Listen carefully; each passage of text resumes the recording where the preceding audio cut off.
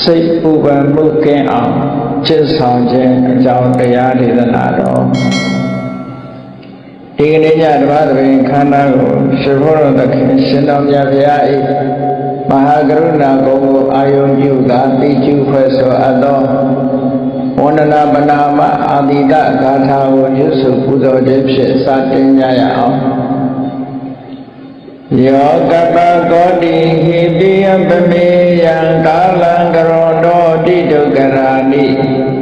ခေရံကတောလောကဟိတယာနာထောနမောမာကာရုဏိကတတတ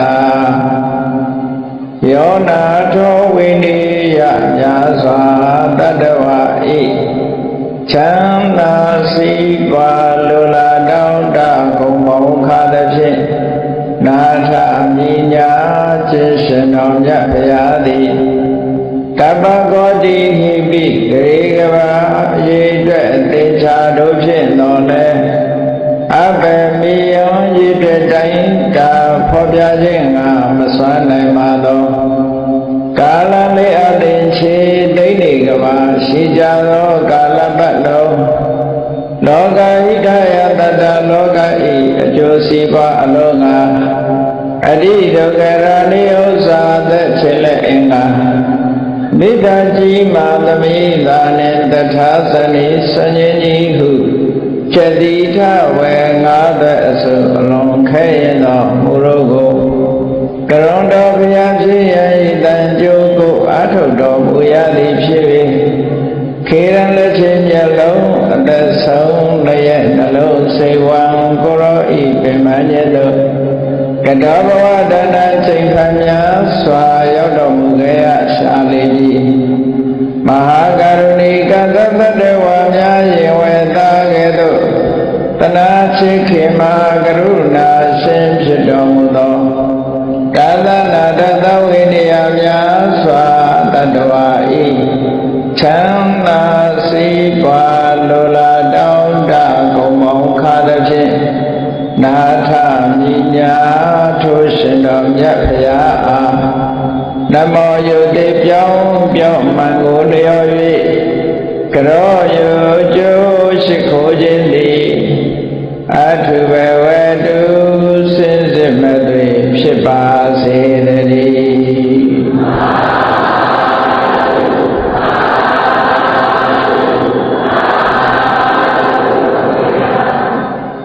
စိတ်ပူပန်မှုကဲအောင်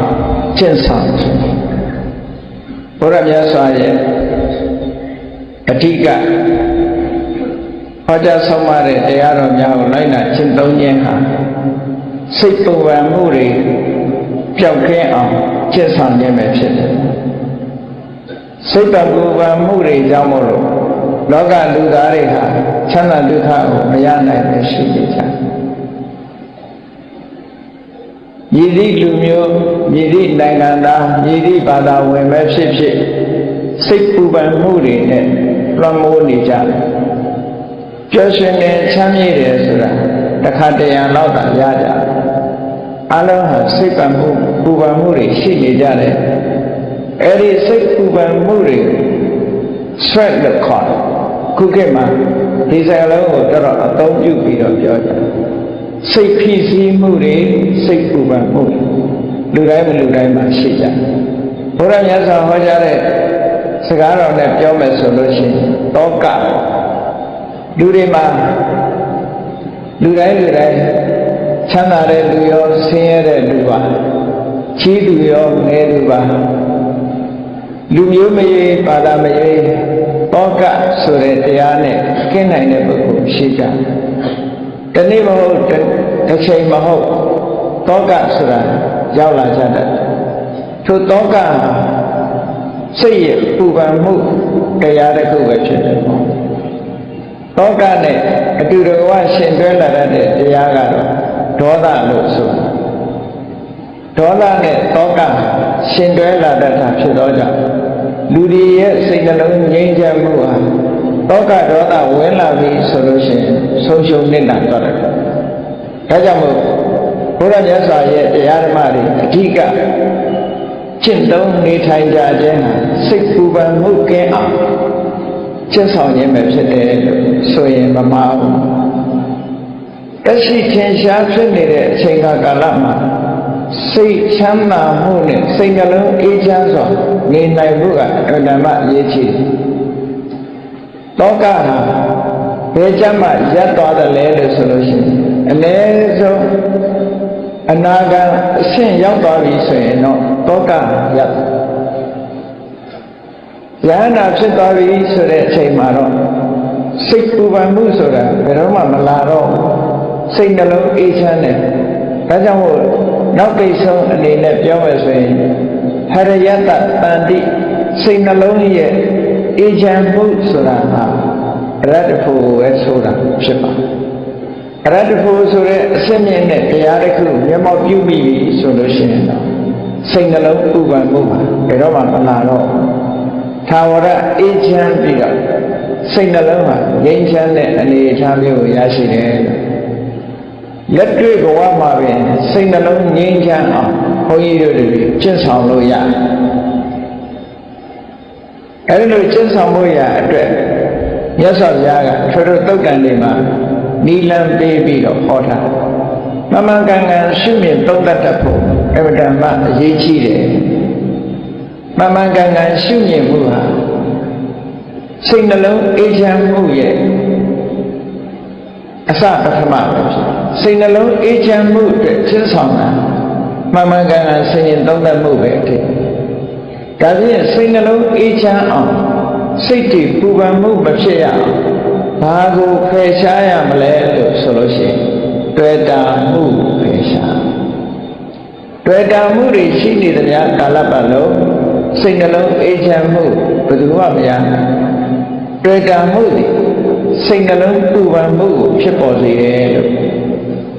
ရသော်ဗျာကိုယ်တိုင်ကလည်းဟောထားတာရှိတယ်တဏှာယသာယတိတောကောတဏှာယသာယတိတောကောတောကဆိုတာတဏှာကြောင့်ဖြစ်လာတယ်တွေ့တာမှုဆိုရင်တဏှာရှိနေတဲ့ပုဂ္ဂိုလ်တိုင်းဟာတောကဘယ်လိုမှရှောင်လွဲလို့မရနိုင်ဘူးတောကကိုရှောင်လွဲခြင်းလို့ရှိရင်တဏှာကိုလျှော့ချကြရမှာဖြစ်တယ်လူတိုင်းဟာစိတ်နှလုံးအေးချမ်းပြီးတော့တောကကင်းဝေးစွာနေထိုင်ကြရတယ်သို့တော့တကယ်ပဲတောကကင်းဝေးပြီးတော့နေနိုင်ကြသလားဆိုမနေနိုင်ကြဘူးဘာဖြစ်လို့မနေနိုင်တာတော့လို့ဆိုတော့အဓိကအကြောင်းဖြစ်တဲ့တွေ့တာမှုကိုမဖယ်နိုင်လို့ပဲ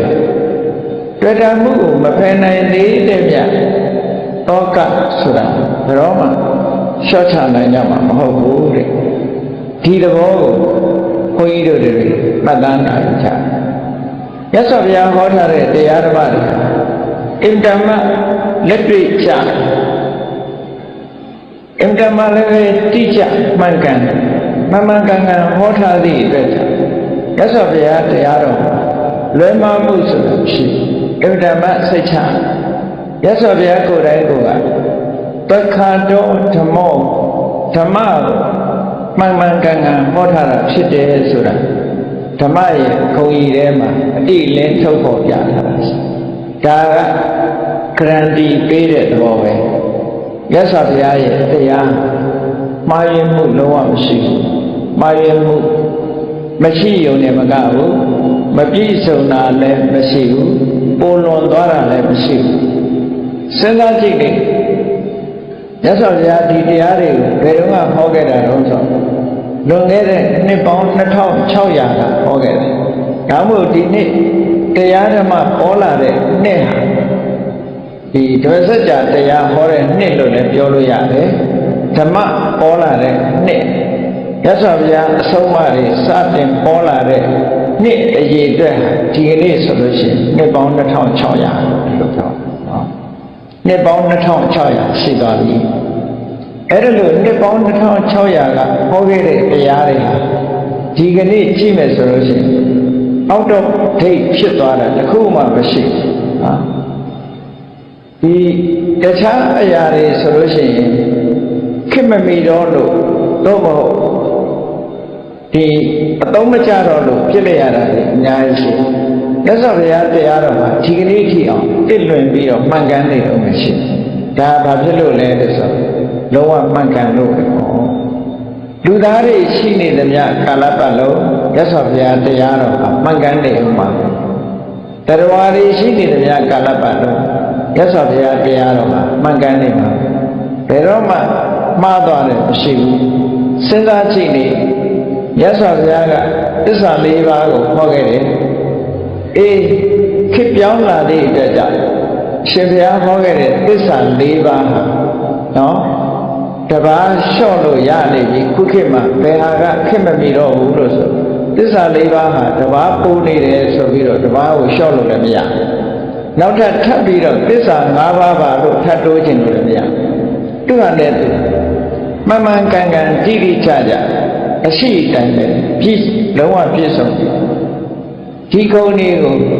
ကေဝလပရိပုံနာလုံးဝပြည့်စုံမြတ်စွာဘုရားတရားပရိသုဒ္ဓတကယ်ကိုတတ်ဆက်အမှားယွင်းခင်းနဲ့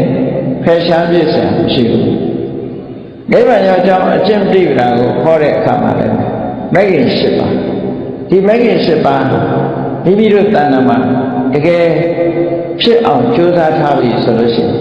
နိဗ္ဗာန်လမ်းကိုရောက်ဖို့ရတေချာဘယ်ရာဖြစ်မဂ္ဂင်၈ပါးနဲ့မလုံလောက်ဘူးနောက်ထပ်တစ်ခုထပ်တိုးဖို့လိုအပ်တယ်ဆိုတာမရှိဘူး၉ပါးလို့သတ်မှတ်เสียလည်းမရှိဘူး9ပါးလို့လျှော့ချเสียလည်းမရှိဘူးလို့ဒီလိုဆိုလိုတာပေါ့အဲ့တော့မြတ်စွာဘုရားတရားတော်မှာဘယ်ခေတ်ဘယ်အခါမှာပဲဖြစ်ဖြစ်ပယ်ဖြစ်เสียဆိုတာမရှိသလိုဖြစ်ဆက်เสียဆိုတာလည်းမရှိဘူးတဲ့ဒါဘာဖြစ်လို့လဲလို့ဆိုတော့လုံးဝမှန်ကန်နေလို့ဘာခန္ဓာခုံဆိုတာအဲ့ဒါပြောတကယ်ကိုတိကျမှာအေးတချို့တရားကမှန်တော့မှန်တယ်နော်သို့တော့မှန်ပေမဲ့လို့ကျင့်သုံးလိုက်တာတဲ့ပုဂ္ဂိုလ်တွေကလက်တွေ့သိနိုင်တာမဟုတ်ဘူးဆိုလို့ရှိရင်လည်းအသုံးဝင်မှုဟုတ်တော့ဟုတ်ပါရဲ့နော်မှန်မှန်ကန်ကန်ဟောတာတော့ဟုတ်ပါရဲ့ဒါပေမဲ့လက်တွေ့မပြနိုင်ဘူးဆိုလို့ရှိရင်လည်းသုံးဝင်မှုရသော်ဘုရားတရားတော်ကလက်တွေ့ပြနိုင်တယ်တန်ဋိဋ္ဌိကောကိုယ်တိုင်မြင်နိုင်တယ်ကိုယ်တိုင်သိရှိနိုင်တယ်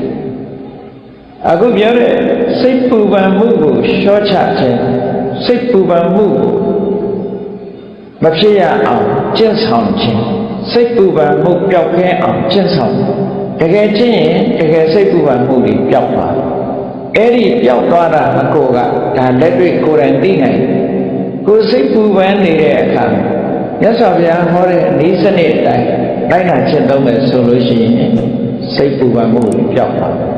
ဒါကိုဆိုလိုတာပေါ့နော်တန်ဋိဋ္ဌိကောကိုယ်တိုင်သိနိုင်တယ်မြင်နိုင်တယ်ဆိုဒီအရေးချင်းရှိတခါကိုယ်တိုင်သိနိုင်တယ်မြင်နိုင်တယ်လို့ပြောတဲ့အခါမှာဘယ်လောက်ကြာအောင်စောင့်ရမှာတချို့ကိစ္စတွေကကြာအောင်စောင့်ရကိုယ်တိုင်တော့သိနိုင်ပါတယ်ဘယ်နှစ်စောင့်ရမယ်လို့နောက်ဘဝအထိအောင်စောင့်ရမယ်လို့ဒီလိုဟာမျိုးတွေရှိသေးတယ်မြတ်စွာဘုရားတရားတော်ကြတော့အဲ့လိုမရှိဘူးကိုယ်တိုင်သိဖို့အခုကြိုးစားရင်အခုသိနိုင်တာဖြစ်သောကြောင့်အကာလိကောစောင့်ဆိုင်ဖို့ချိန်မလိုဘူးတဲ့အခုကြိုးစားအခုနှလုံးသွင်းအခုသိနိုင်တာဖြစ်ဒါကြောင့်မို့အကာလိကောလို့ပြောအဲ့တော့ဘုရားမြတ်စွာရဲ့တရားဓမ္မတွေရဲ့ဂုဏ်ကြီးတွေဟာဒီအတိုင်းသွားတာကောဒီတရားကုံတော်6ပါးလို့လူတွေကသိနေကြတဲ့အရင်မြတ်စွာဘုရားရဲ့တရားရဲ့တိကျမှန်ကန်မှုဟောပြတယ်အေးအကာလိကောအချိန်ကာလဆိုင်းเสียမလိုပဲနဲ့လက်တွေ့ချက်ချင်းသိနိုင်တဲ့အရာလို့ဆိုတော့ကိုယ့်ရဲ့မိတ်ဆွေသင်္ဃဟတွေကိုရဲရဲဝုန်းဝုန်းဖိတ်ခေါ်ပြောပြဖို့ဖြစ်နိုင်တဲ့အရာတချို့တရားကမှန်ကန်မှုမရှိသည့်အတွက်ကြောင့်ကိုယ်တိုင်လည်းလက်တွေ့မပြနိုင်ဘူးလက်တွေ့ပြရင်လည်းအချိန်ကာလတစ်ခုကြာမှသိရမှာဆိုတဲ့အနေအထားမျိုးရောက်နေလို့ရှိရင်ဖိတ်ခေါ်ပြီးတော့ပြဖို့ဆိုတာအမှန်တမ်းခက်တယ်မြတ်စွာဘုရားတရားတော်ကြတော့အဲ့လိုမဟုတ်ဘူးအေဟိပတ္တိကောလာပါလက်တွေ့လုပ်ကြည့်ပါ ဒီလိုပြောဆိုဖိတ်ခေါ်ပြီးတော့ပြတ်တာနိုင်တဲ့တရားမျိုးပြတ်တာထိုက်တဲ့တရားမျိုးဖြစ်တယ်အခုချင်းအခုကြိုးရတာဖြစ်သောကြောင့်ဩပတ်နေကြီးကိုလူတိုင်းရဲ့နှလုံးသားထဲမှာရောက်အောင်ကျင့်ဆောင်တဲ့နောက်ဆုံးမှာမြတ်စွာဘုရားရဲ့တရားတော်တွေဟာအခြေခံတရားကစပြီးတော့အစစ်မြင့်တရားတွေဖြစ်အောင်ရှိအစစ်မြင့်တရားတွေရောက်တဲ့အခါကျတော့တကယ်ပညာနဲ့အသိပညာလည်းမြင့်မားဖို့လိုတယ်ပေါ့တရားကအစစ်မြင့်တယ်ပညာကအစစ်နှိမ့်နေတယ်ဆိုလို့ရှိရင်လည်းမသိနိုင်ဘူးဒါကြောင့်မို့လို့ကိစ္စတံဝေရိတကောဝိညူဟိဝိညူလို့ခေါ်တဲ့တကယ်ပညာရှိပုဂ္ဂိုလ်တွေမှာမိမိကိုယ်တိုင်ဘုရားမြတ်စွာရဲ့တရားဓမ္မကိုသိရှိနားလည်အဲ့တော့ဒီအရင်ချင်းတွေကိုကြည့်လိုက်မယ်ဆိုလို့ရှိရင်တရားအပေါ်မှာဘုန်းကြီးတို့တွေဘလောက်ယုံကြည်အားကိုးထိုက်တယ်ဆိုတာအမှန်တမ်းထင်ရှားဒီအချက်တွေနဲ့ပြည့်စုံနေတာမှအားကိုးစရာအားကိုးယုံကြည်မှုမရှိဘူးဆိုရင်ဘယ်ဟာကိုအားကိုးမှာလဲဒီပြင်ဘာသာတွေမှာဟောတဲ့တရားတွေဆိုလို့ရှိရင်ဒါမျိုးတစ်ခုမှမပါဘူးနော်အခြေခံလူတွေလိုက်တာချက်သုံးရမယ်အချက်ကလေးလောက်သာဟောပြောနိုင်ကြတာဖြစ်တယ်အစစ်မြင့်လာတဲ့တရားအစစ်တောင်ပိတ်အမြင့်ကြီးမဟုတ်ဘူးဘာကိုလူတွေမသိနိုင်တဲ့တရားမျိုးကြတော့ကောင်းကင်ဘုံကိုလက်ညှိုးထိုးပြီးတော့ကောင်းကင်ဘုံကသာဝရဘုရားသခင်ရဲ့အလိုတော်ဆိုတာနဲ့ပဲဒီလူတွေကအားလုံးယုံကြည်မှုနဲ့ပဲခြေနှက်သွားကြကိုယ်တိုင်လုံးနိုင်တာတခုမှမရှိဘူးဘုရားတရားတော်ကအဲ့ဒါမျိုးမဟုတ်ဘူးကောင်းကင်ဘုံကိုလက်ညှိုးထိုးပြီးပြောစရာလည်းမလိုဘူးကိုယ်တိုင်လက်တွေ့ရှင်းသုံးကိုယ်တိုင်လက်တွေ့သိနိုင်တဲ့တရားဆိုအင်တာမရှင်းတယ်အင်တာမရှင်းတဲ့အတွက်ကြောင့်တဆင့်ခံဟောပြောရတဲ့တရားမျိုးလည်းမဟုတ်ဘူးအခြားတရားတွေဆိုလို့ရှိရင်တဆင့်ခံနေကြည့်ပဲတဆင့်ခံတွေကိုမှမီဒီယာတာတွေကနေတဆင့်သိကြနော်အောင်သွယ်တော်တွေဆက်သွယ်မှုတွေတမန်တော်တွေ prophet တွေကနေပြီးတော့မှတဆင့်သိခွင့်ရကြတယ်လေဘုရားရဲ့တရားတော်ကအဲ့လိုဈာခံပုဂ္ဂိုလ်တူဥရမီဒီယာတာလိုအပ်တာမျိုးမဟုတ်ဘူးကိုယ်တိုင်လုပ်ရင်ကိုယ်တိုင်သိနိုင်တယ်ဆိုတာဓမ္မထင်ရှားတချို့ကဘာသာတရားတွေဟာတူတူပဲနဲ့ရောပြီးတော့ပြောလို့ရှိတယ်မတူဘူးဆိုတာအမှန်ပါမတူဘူးဆိုတာဘုရားဘာသာကလွဲလို့ရှိရင်တော့ဘာသာတရားအားလုံးကနတ်ကိုးကွယ်တဲ့ဘာသာတွေချင်းနတ်ကိုးကွယ်တယ်ဆိုတဲ့ကခြားထဲမှာနတ်ကြော်ရှိတယ်နော်အဲ့တော့မြန်မာပြည်ကနတ်ကိုးကွယ်တဲ့လူတွေသိတယ်လေနတ်ကိုးကွယ်ရတယ်ဆိုတော့နတ်ကိုကိုယ်တိုင်တစ်ခါမှလည်းမမြင်ဘူးနတ်နဲ့ကိုယ်တိုင်တစ်ခါမှလည်းစကားမပြောရအောင်ပြောရတာဘယ်သူနဲ့ပြောတော့ဆိုနတ်ကြော်နဲ့ပဲပြောရတာခြားထဲမှာနတ်ကြော်နဲ့ပဲဆက်သွယ်ရအဲ့ဒီတိုင်းပဲဘာမှမထူးနော်ဘုရားမြတ်စွာရဲ့တရားတော်ကြတော့ဒီလိုဈာကံပုဂ္ဂိုလ်ဆိုတာရှိတာဟုတ်ကိုယ်တိုင်လို့ကိုယ်တိုင်သိနိုင်တဲ့တရားဆိုအင်တာမခြေလက်ဆရာကောင်းတယ်လို့ဒါမတူတဲ့သဘောကိုသိထားဖို့လိုအပ်တာပေါ့ကောင်းပြီစိတ်ပူပန်မှုတွေစိတ်ဖိစီးမှုတွေဆိုတာလူတိုင်းမှာမကင်းနိုင်တာဖြစ်တော့ကြောင့်အဲ့ဒီစိတ်ပူပန်မှုတွေမဖြစ်ရလေအောင်ဘယ်လိုလုပ်မလဲအခုနိုင်ငံတကာကဒီအချက်ကိုအများကြီးစိတ်ဝင်စားနေအများကြီးစိတ်ဝင်စားလို့ဘာသာရပ်တစ်ခုတောင်မှတီထွင်ပြီးတော့ဘုရားရဲ့တရားတော်ကိုနောက်ကနေလိုက်ပြီးတော့ဘာသာရပ်တစ်ခုအနေနဲ့ကဲ့သို့မှသင်ကြားတဲ့ဘာသာရပ်တစ်ခုအနေနဲ့သင်ပြနေတာတောင်ရှိသူတို့ဘာသာရပ်ကိုအတူကောင်းနာမည်ပေးထားတဲ့အခါကျတော့ MBSR လို့နာမည်ပေးထားတယ်ဆိုတော့ MBSR ဆိုတာ mindfulness based stress reduction လို့ခေါ်M ဆိုတာ mindfulness B ဆိုတာ base နော် S ဆိုတာ stress R ဆိုတာ reduction mindfulness based stress reduction ဆိုတာဘာပြောတာလဲတတိကိုအခြေခံပြီးတော့စိတ်ဖိစီးမှုစိတ်ပူပန်မှုတွေကိုလျှော့ချခြင်းဖြစ်လို့ပြောတာအဲ့ဒါဟာတတိပဒံကျင့်စဉ်ကိုပေါ်ထုတ်တာပဲဖြစ်တယ်ဒီကျင့်စဉ်ကဘယ်အလာလာလဲလို့ဆိုရင်ဘုရားရဲ့ဒေသနာတော်တွေကလာအဲ့တော့ နိုင်ငံခြားတိုင်းတစ်ပါးဘုရားဘာသာမဟုတ်တဲ့ပုဂ္ဂိုလ်တွေတောင်ဘုရားမြတ်စွာရဲ့တရားဓမ္မနဲ့ပတ်သက်ပြီးလက်ခံကျင့်သုံးလာမှုတွေဒီကနေ့ရှိအဲ့ဒါတွေကိုလည်းဘုရားကိုယုံကြည်ကိုးကွယ်တဲ့ဘုရားဘာသာဝင်တွေဟာအလူဒါနာလေးလုံးယုံနဲ့သီလလေးစောင့်တည်ယုံနဲ့ဒီလိုကျင့်တတ်ပြီးတော့မနေကြဘဲနဲ့အလူဒါနာလည်းလုပ်ရမယ်သီလလည်းစောင့်တည်ရမယ်အခုပြောတဲ့စိတ်ပူပန်မှုတွေကိုလျှော့ချတဲ့လက်တွေ့ကျင့်သုံးကျင့်ဆောင်မှုတွေကိုလည်းလုပ်ဖို့လိုအပ်တယ်အဲ့ဒါမှမြတ်စွာဘုရားရဲ့အဆုံးအမဩဝါဒပြည့်ပြည့်စုံဖြစ်တယ်ပေါ့အေးဒါကြောင့်ဒီစိတ်ပူပန်မှုကိုလျှော့ချကျင့်မယ်ဆိုလို့ရှိရင်ဘယ်လိုအသိစချက်မြတ်စွာဘုရားဟောထားတဲ့တုတ်တန်တစ်ခုခြေခံပြီးတော့ဘုန်းကြီးတို့ဒီနေ့ရှင်းပြီးတော့ပြောဘယ်လိုငမ်းမဲ့လို့အရေးကြီးဆုံးမြတ်စွာဘုရားကမဂ္ဂင်၈ပါးဆိုတာလမ်းခင်းပြထားတာရှိနော်လမ်းခင်းပြထားတယ်အလုံးသိကြတဲ့အတိုင်းမဂ္ဂင်၈ပါးဆိုတာတစ်ခုနဲ့တစ်ခုအင်တန်မှဆက်သွယ်ပြီးတော့ဟောကြားထားတဲ့တရားတွေမဂ္ဂင်၈ပါးကိုအရင်သဘောပေါက်ပြောရမယ်ဆိုမက္ခဆိုရဲ့အဓိပ္ပာယ်ကစပြီးပြောမက္ခကိုဒီကနေ့အင်္ဂလိပ်လိုပြန်တဲ့အခါကျတော့ path လို့ပြန် path ဆိုတာလမ်းပဲဝေးလို့ပြန်လို့ရှိရင်နီးလမ်းပဲအဲ့တော့လမ်းဆိုတာဘယ်အတွက်လမ်းလဲလို့ဆိုခေါင်းကစိတ်ပူပန်မှုတွေကိုလျှော့ချတဲ့လမ်းစိတ်ပူပန်မှုတွေကိုမဖြစ်အောင်ကျင့်ဆောင်ရမယ်လမ်းအဲ့တော့မက္ခဆိုတဲ့စကားလုံးရဲ့အဓိပ္ပာယ်လမ်းလို့ path လို့ဘာသာပြန်ပေမဲ့လို့ဒီစကားလုံးရဲ့အဓိပ္ပာယ်စစ်မှန်ပေါ်ထုတ်တဲ့အရာကိုလည်းပဲသိထားဖို့လိုတယ်အဲ့တော့မက္ခဆိုတဲ့ဒီစကားလုံးဟာမြန်မာလိုကြတော့မဲ့လို့ပဲဘာသာပြန်ထားတာဆိုတော့အဓိပ္ပာယ်မသိတာမက္ခကိုမက်ခင်ကိုမက်ခင်ဒီလိုပဲသုံးနေတာဆိုတော့ဒီစကားလုံးရဲ့အဓိပ္ပာယ်ရှင်းရှင်းလင်းလင်းမသိနိုင်အဲ့တော့မက္ခဆိုတာဘာရဲ့နာမည်လဲလို့ဆိုလို့ရှိရင်ရှစ်ခုကိုပေါင်းထားတဲ့အမည်တစ်ခုဖြစ်ခုခေတ်စကားနဲ့ပြောမယ်ဆိုရင် 8and 1ပေါ့နော်ရှစ်ခုကိုတစ်ခုတည်းလောက်ထားတယ်ရှစ်ခုရဲ့အပေါင်းကိုမက္ခလို့ခေါ်ဆိုတော့မက္ခဆိုတာတစ်ခုစီကိုမခေါ်ဘူးရှစ်ခုပေါင်းတာမှာခေါ်ဆိုပါစို့ဥပမာမဲ့ပစ်ပင်ဆိုတာ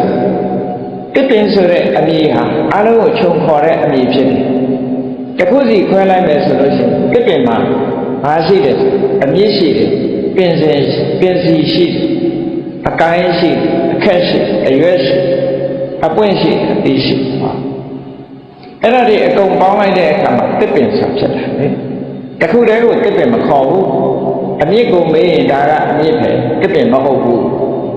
ပင်စီကိုပြောပြန်တော့ဒါကပင်စီပဲတစ်ပင်မဟုတ်ဘူးအကိုင်းကိုထောက်ပြန်ရင်ဒါကအကိုင်းပဲတစ်ပင်မဟုတ်ဘူးအရွက်တို့အပွင့်တို့အသီးတို့ဆိုလဲသူ့နာမည်နဲ့သူရှိသို့တော့အဲ့ဒီရှစ်ခုပေါင်းလိုက်တဲ့အခါကျတော့မက္ခဒီတစ်ပင်လို့ခေါ်တယ်လောကလူတွေသုံးနေတဲ့အရာတွေကဒီတိုင်းကြီးပဲကားလို့ခေါ်တာရောကားလို့ခေါ်တာလည်းပေါင်းထားတာလည်းခေါ်တာပဲဘယ်ဟာကားတော့လို့တစ်ခုစီပြောရမယ်ဆိုရင်ကားမရှိတော့ဘူးနော်ပေါင်းထားလို့ရှိရင်ကားပဲကားဘော်ဒီရဲ့ဘိန်းရဲ့အင်ဂျင်ရဲ့အကုန်လုံးပေါင်းထားတဲ့အခါမှာကားလို့ခေါ်တာတစ်ခုစီကြတော့ကားလို့မခေါ်ပြန်ဘူးအဲ့ဒါလိုပဲမဂ္ဂင်၈ပါးဆိုတဲ့မက္ခဆိုတဲ့အရာဟာရှစ်ခုကိုပေါင်းပြီးတော့ခေါ်ထားတဲ့အရာဒီလိုပြောတယ်ကိုယ်တဏ္ဍာမှာဖြစ်တဲ့ဒီစိတ်ထဲမှာရှိနိုင်တဲ့စွမ်းအားတတ္တိရှိတဲ့ဒီရှစ်ခုတဘာဝတရားရှစ်ခုကိုမက္ခလို့ခေါ်တယ်ဒါဖြင့်ဘာဖြစ်လို့မက္ခလို့ခေါ်တယ်လဲဆိုတာကိုစဉ်းစားကြည့်အောင်မက္ခလို့ခေါ်ရင်ရဲ့အဓိပ္ပာယ်ကဘာတော့နိဗ္ဗာန်တ္ထိကေဟိမက္ခိယတိတိမက္ခောတဲ့နိဗ္ဗာန်လိုချင်တဲ့ပုဂ္ဂိုလ်တွေရှာရမယ့်အရာလောကလူတွေဆူတောင်းနေကြတယ် နိဗ္ဗာန်ချမ်းသာကိုမျက်မှောက်ပြုရပါလို့ဣဒံမိပုံညာနိဗ္ဗာန်တ္တပစ္စယောဟောတုလို့ဆိုပြီးတော့နိဗ္ဗာန်ကိုဆုတောင်းတယ်အဲ့ဒီလိုနိဗ္ဗာန်ကိုလိုချင်ပြီဆိုလို့ရှိရင်ကိုယ်တဏ္ဍာမှာဘာတွေဖြစ်အောင်လုပ်ရမလဲဆိုဟောဒီဘက်ကရှိပါဗျာဒါကိုပြောတာနော်နိဗ္ဗာန်လိုချင်တဲ့ပုဂ္ဂိုလ်တွေရှာရမယ့်တရားတွေအောင်မဂ္ဂင်၈ပါးဟာဒီမဂ္ဂလို့မဂ္ဂင်၈ပါးကိုမဂ္ဂလို့ခေါ်တာဟာနိဗ္ဗာန်လိုချင်သူတွေရှာရမယ့်အရာဖြစ်သောကြောင့်မဂ္ဂလို့ဒီလိုဆိုလို့ဒါကအခြေခံကစပြောတာဒါဖြင့်နိဗ္ဗာန်လိုချင်လို့မဂ္ဂင်၈ပါးကိုရှာပြီးပါပြီနိဗ္ဗာန်ကိုဘယ်သူကရှာပေးမလဲလို့ဆိုရင်နောက်ဝိချုပ်တစ်ခုကြနိဗ္ဗာန်မက္ကတိခဝေသတိတိမေခောဟောဒီတမ္မာဒိဋ္ဌိစတဲ့တရား၈မျိုးကပဲနိဗ္ဗာန်ကိုရှာပေးမှာဒါကြောင့်သူတို့မက္ကလို့ခေါ်တာဘယ်သူမှရှာပေးမှာမဟုတ်ဘူးကိုယ်တဏ္ဍာမှာဒီတရားတွေဖြစ်ပြီးဝဝရောက်လာနိဗ္ဗာန်ကိုသူတို့ကရှာပေးမှာဒါဖြင့်ရှားတယ်ဆိုတာဘယ်ပုံရှားမှလဲလို့မေးတဲ့အခါကျတော့ကိလေသေမာရင်တော်နိဗ္ဗာန်ကိစ္စတိတိမေခောကိလေသာတွေကိုဖယ်ရှားပြစ်ပြီးနိဗ္ဗာန်ထဲကိုပြေးဝင်သွားခြင်းအားဖြင့်နိဗ္ဗာန်ကိုရှာသူတို့ပဲဟာလို့ဆိုလိုတာကနိဗ္ဗာန်လိုချင်ဒီတရားရှိခုကိုယ်တဏ္ဍာမှာဖြစ်အောင်ကြီးထွားလာအောင်လို့ဒီလိုဆိုလိုတာပေါ့ဒါကြောင့်မို့လို့ဒီမဂ္ဂင်၈ပါးဆိုတာဘုရားဘာသာဝင်တွေအားလုံးသိတယ်သို့တော့ဆက်ဆက်နေတာကိုသိချစဉ်းစားကြည့်နိဗ္ဗာန်ကိုလိုချင်ပြီဆိုရင်အစဆုံးဘာလို့လဲလို့ဆိုရင်တမ္မာဒိဋ္ဌိအမှန်မြင်ဖို့လို့မှန်မှန်ကန်ကန်မြင်ရမယ်ခုနကကြည့်တယ်စိတ်ပူပန်မှုတွေကိုလျှော့ချဖို့စိတ်ပူပန်မှုဆိုတာရှိသလားမရှိဘူးလားရှိတယ်ဆိုရင်စိတ်ပူပန်မှုကိုမြင်တာကအမှန်မြင်တာပဲသူ့တဘာဝမြင်မြင်လာပြီးတဲ့အခါမှာဘယ်လိုလျှော့ချရတော့မဟုတ်ဘယ်လိုမဖြစ်အောင်ကျင့်ရမလဲဆိုကျင့်ဖို့ကျင့်နည်းကိုလည်းမြင်အဲ့တော့စိတ်ပူပန်မှုကင်းတဲ့နေရာကိုမြင်တယ်စိတ်ပူပန်မှုကိုလျှော့ချတဲ့နည်းကိုသိတယ်ဆိုတာသစ္စာနဲ့ပြောမယ်ဆိုလို့ရှိရင်និရောဓနဲ့និရောဓဂ ामिनी ပฏิပဒါနော်និရောဓသစ္စာနဲ့និရောဓဂ ामिनी ပฏิပဒါသစ္စာဒီတစ်ခုပြောတာပဲစိတ်ပူပန်မှုလို့ဆိုလိုက်တာလည်းပဲစိတ်နဲ့ပူပန်မှုနဲ့စိတ်ပူပန်မှုဆိုတာဒုက္ခလားဒုက္ခလားလို့ဆိုရင်ဒုက္ခအဲ့တော့ဒုက္ခဆိုတော့နံပါတ်1သစ္စာကိုပြောအဲ့ဒီနံပါတ်1သစ္စာ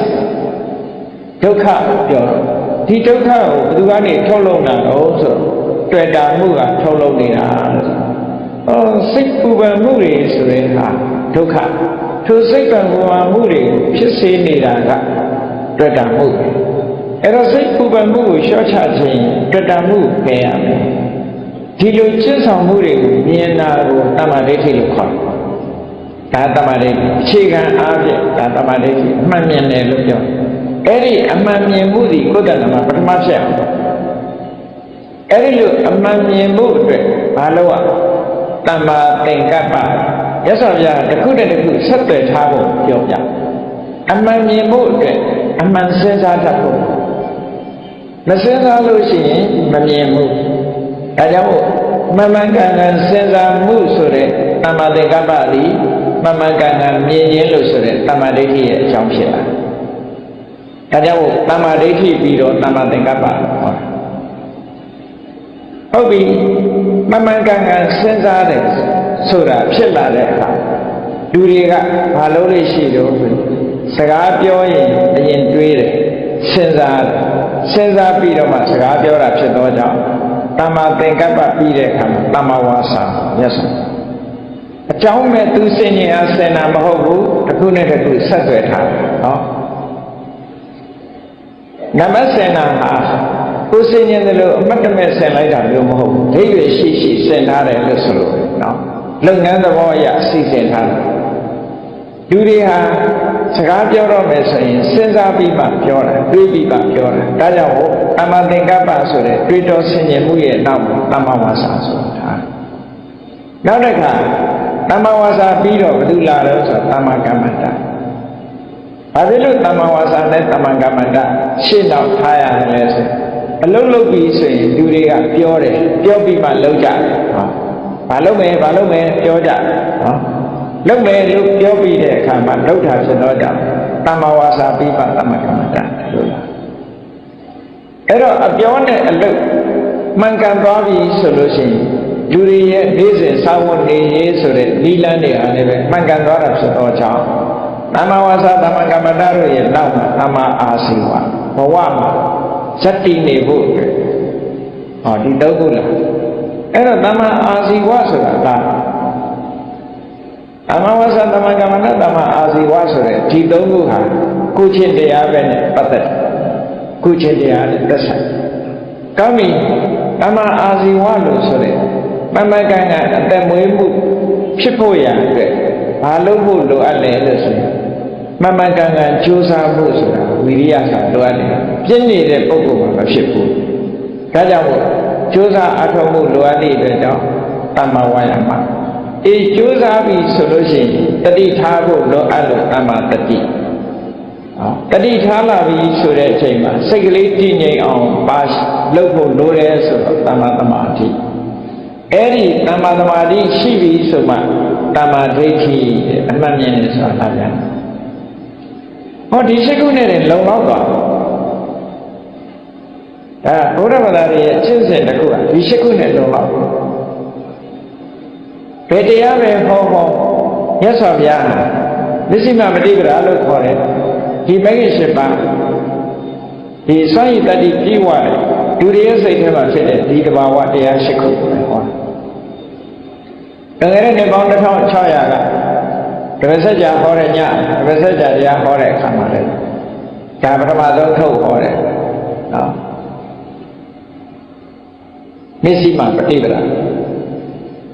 ဒီမစ္စည်းမပฏิပဒါဆိုတဲ့မဂ္ဂင်၈ပါးစက္ခုကရဏီညာနာကရဏီအမြင်ကိုဖြစ်ပေါ်စေနိုင်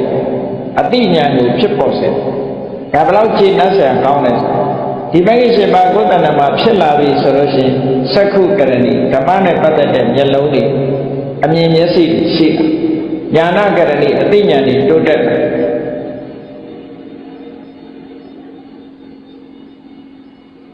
အဘိညာယသံမောရာယနိဗ္ဗာန်ထူးကဲတဲ့အတိညာဉ်ထူးကဲတဲ့အမြင်တွေထူးကဲတဲ့အတိညာဉ်နောက်ဆုံးမှအငြိမ့်တတ်ခုနပြောတဲ့စိတ်ရဲ့ပူပန်မှုတွေငြိမ့်ဖို့အတွက်ဒါတွေကဖြစ်လာနိဗ္ဗာန်ရငြိမ့်လာဖို့အတွက်ဒါတွေဖြစ်လာဆိုတော့ဘုန်းကြီးတို့တွေကမြတ်စွာဘုရားသခင်ကိုရောမြတ်ကဒီမှန်ကန်တဲ့ကျင့်စဉ်တစ်ခုကြာကြာနာနာလမ်းစဉ်ချပြပြီးတော့ပေးထားတဲ့အချက်တပိတာဝကတွေကလည်းလိုက်နာကျင့်သုံးသည့်အတွက်ကြောင့်အောင်မြင်မြင်အထွတ်ထိပ်ရအောင်ကြိုးကျေးဇူးတွေခံစားသွားရအဲ့တော့ဘုန်းကြီးတို့တွေလည်းဒီလိုမနေပဲနဲ့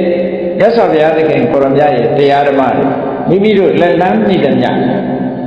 နှလုံးသွင်းဆင်ခြင်ကြင်ကြံကြုတ်ကုတ်အားထုတ်ကြမယ်ဆိုလို့ရှိရင်နောက်ဆုံးမှာအကျိုးကျေးဇူးတွေရတယ်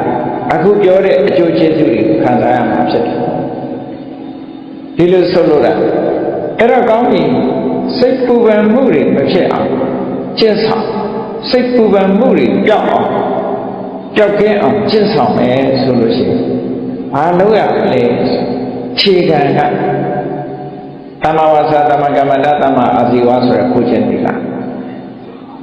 ကိုချင်းသီလဆိုတာလူမှာတစ်ဖက်သားနဲ့စကားပြောဖို့အတွက်လှုပ်ဆောင်ဖို့အတွက်အရေးကြီးတဲ့အချက်နှစ်ခုရှိတယ်။ဘာလို့ဆိုနှုတ်ရည်ကိုယ်ရည်။ဟောတဦးနဲ့တဦးပြောပြီဆိုရင်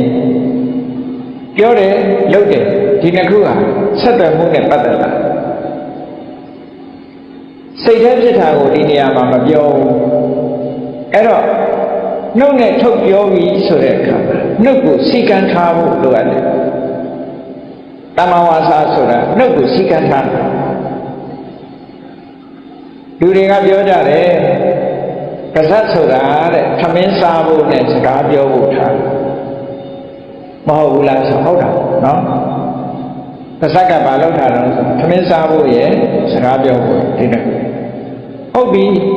သမင်းစားဖို့ဆိုတဲ့အခါစားကြရာတွေရှောက်စားရင်ကျမကြီးထိခိုက်ဘူးလားထိခိုက်တယ်ပါဇက်ကလည်းပဲပြောကြရာတွေရှောက်ပြောမယ်ဆိုလို့ရှိရင်မထိခိုက်ဘူးလားထိခိုက်တယ်ဒါကြောင့်မို့စားကြရာတွေစားလို့လည်းမဖြစ်ဘူးပြောကြရာတွေပြောလို့လည်းမဖြစ်ဘူးထိခိုက်တာဒီလိုဆိုအဲ့ဒီနှုတ်ကိုစိကံထားတာလို့ပဲတမဝါစာလို့ခေါ်တာဘယ်လိုစိကံရက်တွေထားတာဆိုလိမ့်မပြောဘူးမန္တနာကိုပဲပြောတယ်နော်လိမ့်မပြောဘူးမန္တနာကိုပဲပြောတယ်ခုံးမတိုက်ဘူးတူနဲ့တူညင်ညွတ်အောင်ပဲပြောတယ်ဆယ်ရီတိုင်းထွာကျန်တဲ့စကားကိုမပြောဘူးယဉ်ကျေးတိမ်ဝိစာပြောတယ်တရားလက်လွတ်စကားတွေကိုမပြောဘူးအကျိုးရှိတဲ့စကားကိုသာပြောမယ်ဟောဒါနှုတ်ရဲ့စိတ်ကံချက်အဲ့ဒါဆိုရင်တမ္မာဝါစာအခြေခံကောင်းပါဓမ္မကမ္မတဆိုတာလည်းပဲကိုယ်ဒီလက်ရောက်လုပ်တဲ့အခါနော်သူများအသက်ကိုယ့်ရဲ့လုပ်ရကြောက်တစ်ဖက်သားအသက်ဆုံးရှုံးသွားတာမျိုးမဖြစ်စေရတစ်ဖက်သားပစ္စည်းဥစ္စာတွေဆုံးရှုံးသွားတာမျိုးမဖြစ်စေတစ်ဖက်သားစိတ်ထိခိုက်သွားအောင်လုပ်အောင်ဟောသုံးခုပဲအနာတိပါဒအရိဒါဒါနာကာမေတုမိစ္ဆာစာဟောတရားရှောင်လိုက်လို့ရှိရင်တမ္မကမ္မတဖြစ်အဲ့ဒီပြောခဲ့တဲ့ဒီဝစီတုစရိုက်၄မျိုးကာယတုစရိုက်၃မျိုးပေါင်းလိုက်တော့9ခုအဲ့ဒီ9ခုနဲ့အတမွေးဝမ်းကြောင်းမလုပ်ဘူးဆိုလို့ရှိရင်တမ္မအာစီပါဒါလို့ဆိုတော့နော်အဲ့ဒါဟာမဂ္ဂင်7ပါးတဲမှာအခြေခံ၃ခုရပါဒါစတင်လုပ်တဲ့အခါနံပါတ်1သီလဝိတုဒ္ဓိနှုတ်ကိုစိကံထားတယ်ကိုယ်ကိုစိကံထားတယ်နှုတ်စိကံကိုယ်စိကံတိုင်းနေ့စဉ်အသက်မွေးမှုအတွက်ဆောင်ရွက်တယ်ဟောဒါဆိုလို့ရှိရင်သီလဝိတုဒ္ဓိတမ္မာအားဖြင့်လုံခြုံသွားပြီဉာဏ်သံဃာတွေကြတော့ဘုန်းကြီးတွေဉာဏ်တွေကြတော့ကြီးတဲ့ပို့တယ်ကြီးတဲ့ပို့သွားလူ့ကြောင့်နေအနေနဲ့ဒီလောက်ဆိုလုံလောက်ပါနော်လုံလောက်တော့ဒါကိုချင်းသီလကိုခြေခံလိုက်ဘယ်ရာပဲလှုပ်လှုပ်ကိုယ့်ရဲ့အခြေခံဆိုတာရှိရတခုခုပေါ်မှာရပ်တည်ပြီးတော့မှလုပ်လို့ရသီလအားလုံးတဲ့အခြေခံတစ်ခုပဲပေါ့မဂ္ဂင်7ပါးကိုကျင့်မယ်ဆိုလို့ရှိရင်သီလအခြေခံအခြေခံဖြစ်တဲ့သီလကိုအရင်စောင့်ကြည့်ကြအဲကြောင့်မို့စိတ်ရဲ့ပူပန်မှုတွေတကယ်ပြောင်းအောင်လုပ်တော့မယ်ဆိုလို့ရှိရင်ကိုကျင့်သီလအစဒါတကယ်ပြောင်းအောင်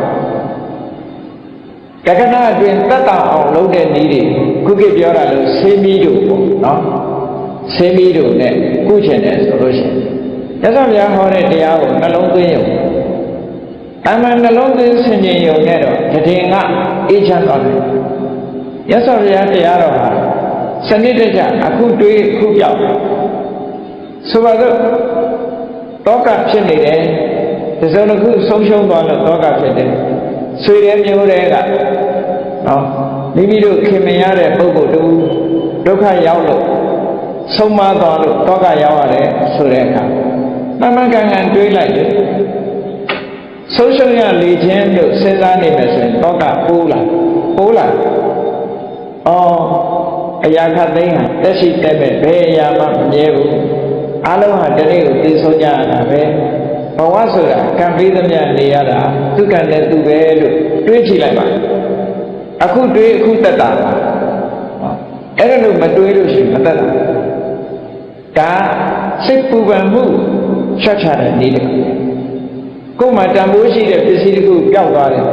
ဖြစ်ရလေခြင်းလို့စိတ်ထဲမှာရှုကြုံမရဖြစ်နေလို့ရှင်တော့ကစိတ်ပူပန်မှုတွေညာအဲ့ဒါလို့မတွေးပဲနဲ့ဘဝဆိုတာဒီပစ္စည်းကိုငါပိုင်တယ်ဆိုတာတခဏပစ္စည်းသင်္ခါရလူသင်္ခါရ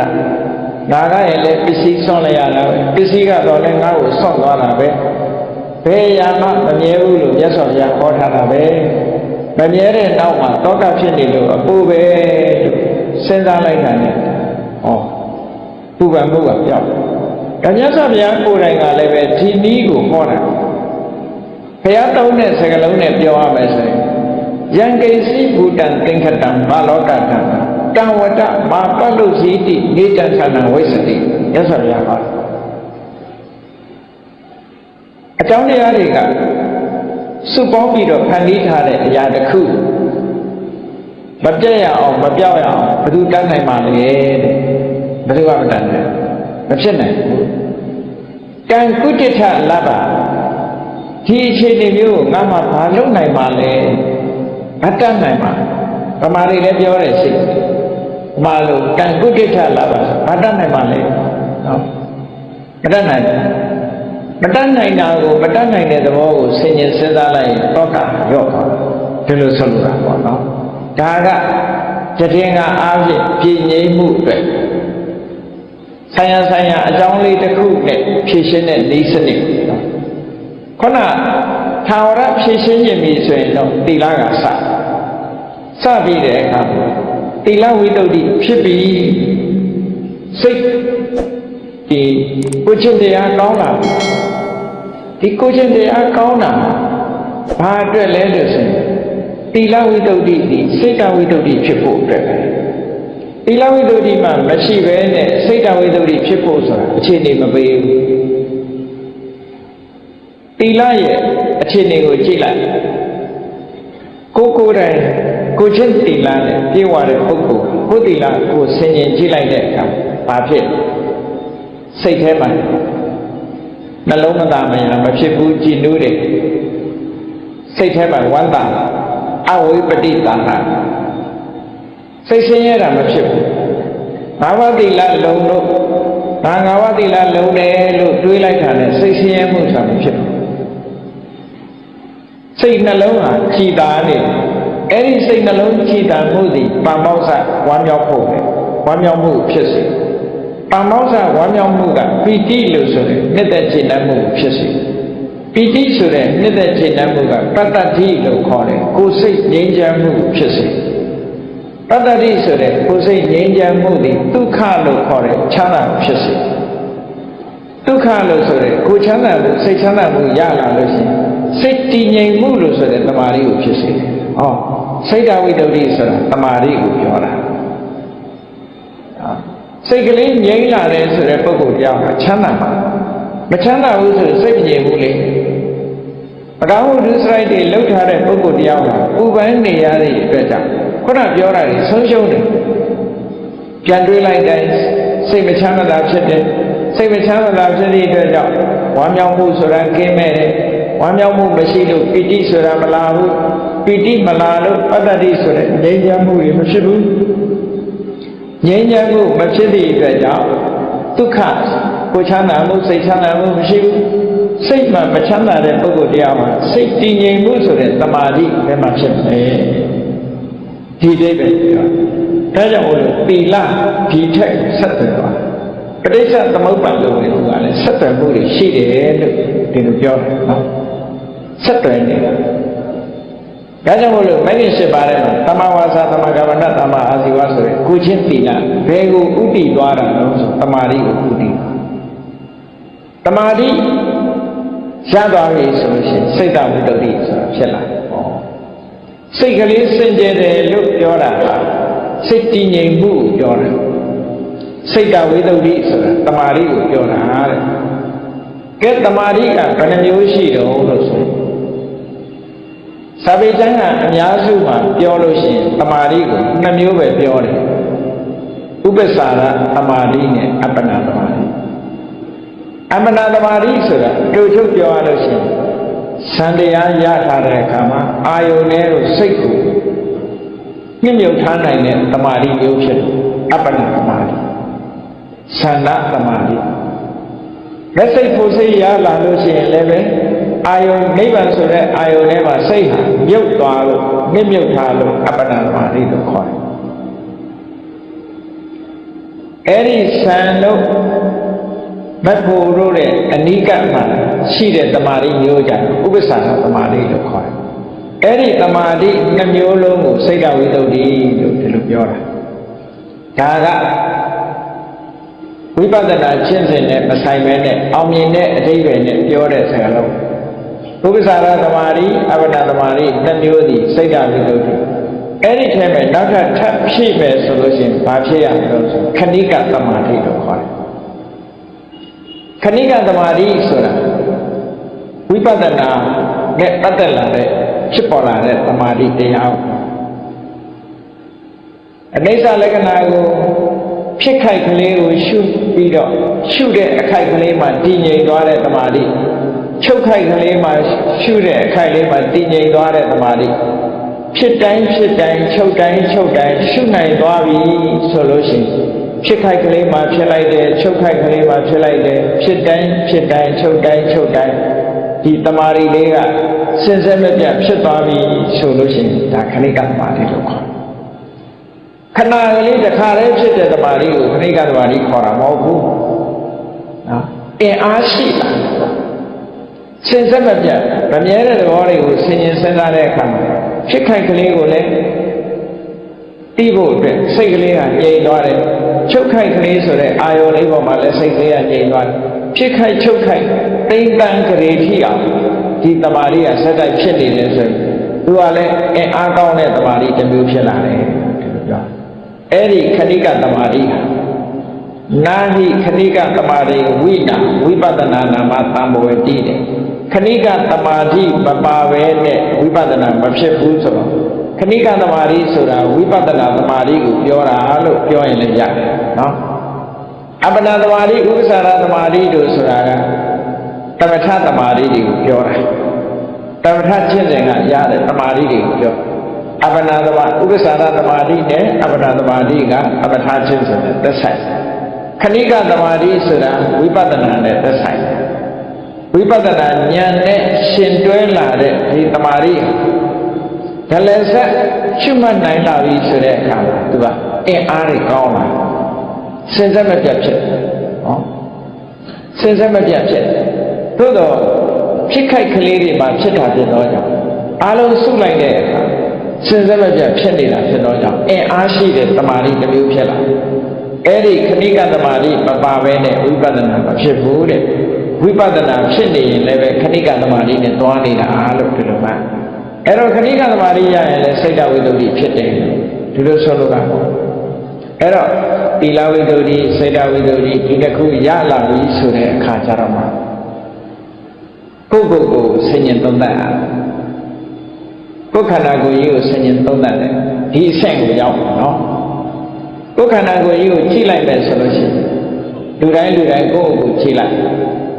ကြည့်တဲ့အခါရုပ်ခန္ဓာကိုယ်ကြီးရှိမဟာဘုတ်၄ပါးနဲ့ကြည်ဆောက်ထားတဲ့ရုပ်ခန္ဓာကိုယ်မဟာဘုတ်၄ပါးနဲ့တည်ဆောက်ထားတဲ့ရုပ်ခန္ဓာကိုယ်မဟာဘုတ်၄ပါးဆိုတာတဘာဝကိုပြောမယ်ဆိုလို့ရှိရင်နော်ပထဝီဆိုတာမာသဘောပြောသဘောလို့တဘာဝနဲ့ပြောကြတယ်ဒီဆိုအာဘောဆိုတာယူစည်းတဲ့သဘောဖွဲ့စည်းတဲ့သဘောတဘာဝနဲ့ပြောရင်ဒီဇောဆိုတာပူတဲ့သဘောအေးတဲ့သဘောဝါယောဆိုတာလှုပ်ရှားတဲ့သဘောတွန်းကန်တဲ့သဘောလို့